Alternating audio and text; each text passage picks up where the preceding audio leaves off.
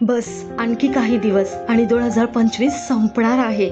या वर्षाच्या सुरुवातीला तू स्वतःशीच एक वचन दिलं होतंस.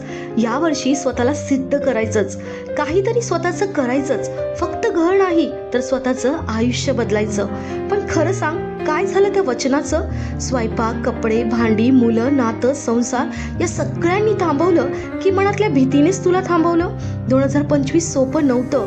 घर चालवताना खूप काही बदललं.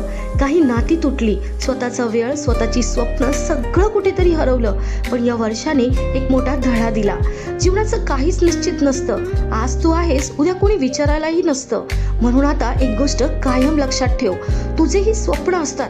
त्या ताटात वाढणाऱ्या भाजी पलीकडे, त्या धुतल्या जाणाऱ्या कपड्यांपलीकडे तुझं एक वेगळं मी आहे. जे स्वप्न तू आजवर मनात दाबून ठेवलंस ना, ती आता पूर्ण करायचीच आहेत.